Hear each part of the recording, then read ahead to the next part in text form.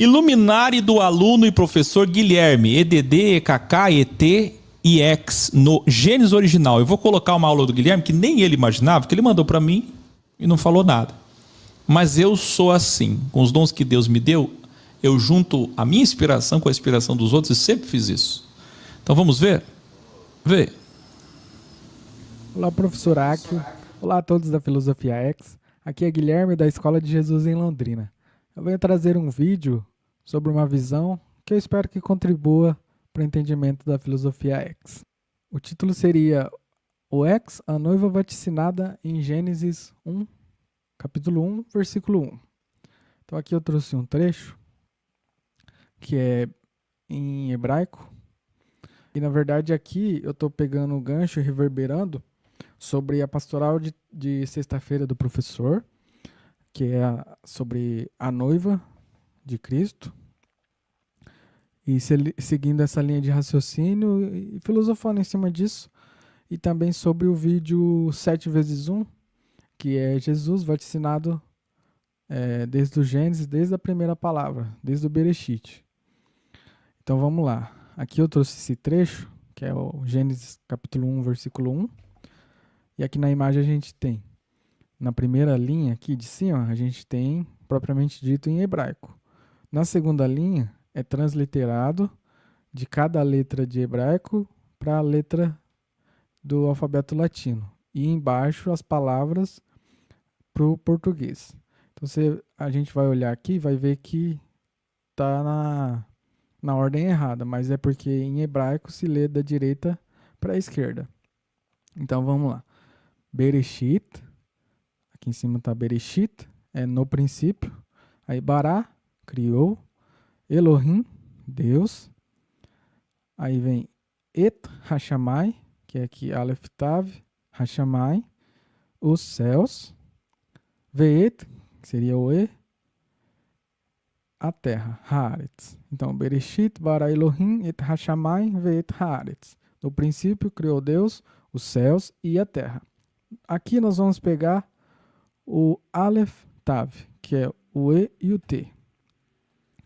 Então aqui, no caso, essa palavra Aleph Tav, ela não tem uma tradução direta para o português.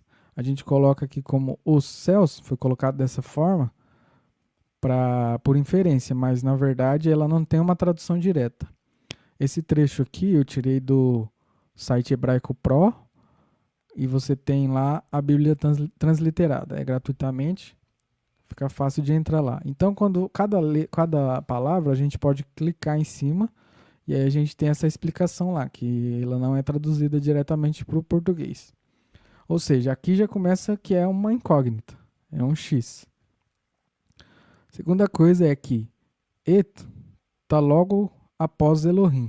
Aqui a gente tem no hebraico Elohim, Et. Ou seja, ela está do lado. Aqui já traz também essa ideia da noiva que está sempre do lado do noivo, né? Ou a esposa que está do lado do esposo. Mas vamos avançando aqui para a gente entender melhor. Aqui está ilustrado, né? Então, só voltando um pouquinho na ideia do vídeo do professor, a gente tem o Et em hebraico, que é Aleph, Tav, que é a mesma coisa de alfa e ômega. Uma vez que Aleph é a primeira letra do alfabeto hebraico. Tav é a última letra do alfabeto hebraico. Então, alfa é a primeira letra do alfabeto grego e ômega é a última letra do alfabeto grego. Então, a gente tem alfa e ômega, princípio e fim, Aleph, Tav. Só que aqui a gente vai olhar de outra forma. Inclusive, no vídeo o professor trouxe que Tav é pictogramado, é uma cruz. E a cruz é o X, só que de uma forma diferente. Inclusive, o Y, o X e o T são cruzes.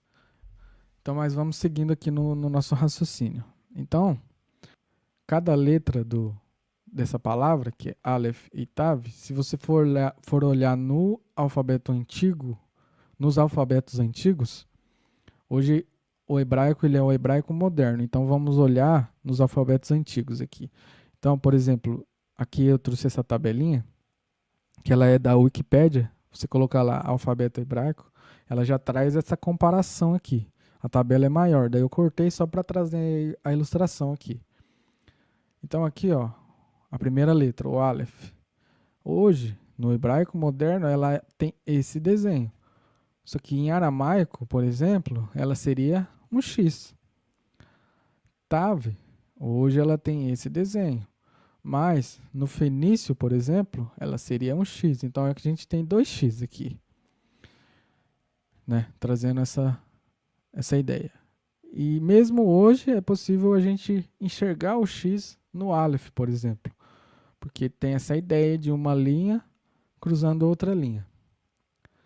Então vamos lá. Agora a gente vai para consciência X. De ser X é a consciência X. A gente ter a consciência X. O professor nos ensinou, né? Ensinou várias vezes. E uma outra coisa é que a consciência é uma palavra feminina. E inclusive também alma e psique.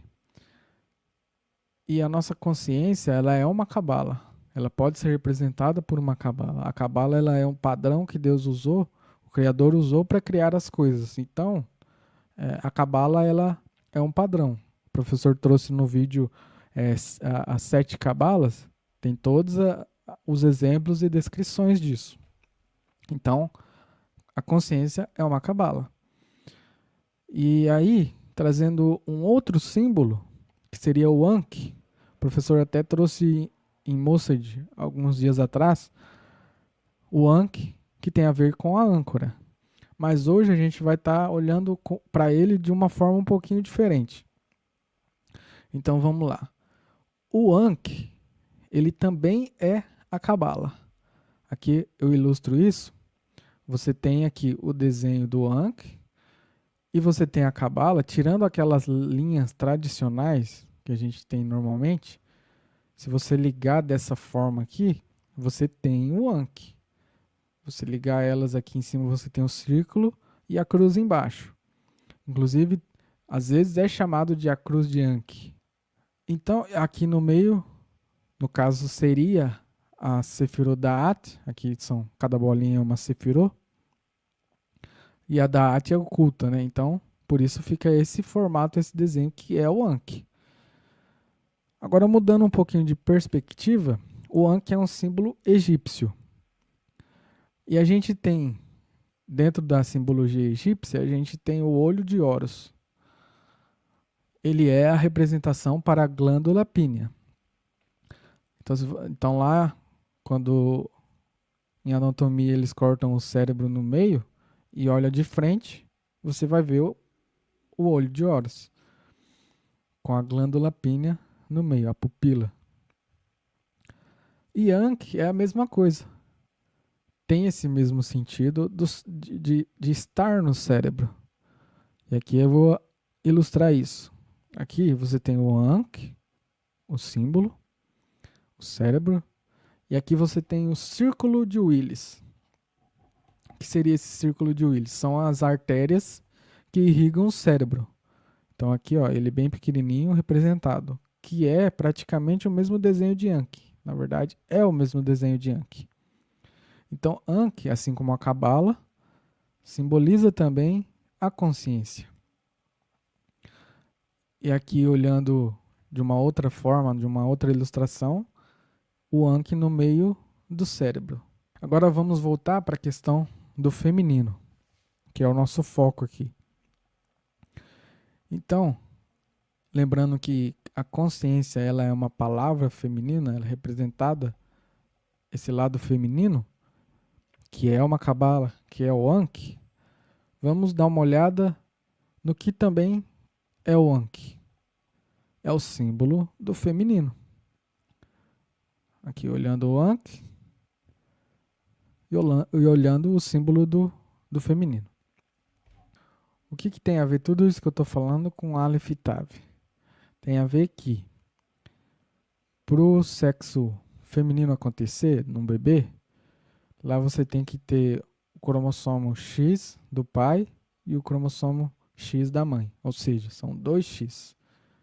Para nascer a bebê no sexo feminino, você tem que ter 2X.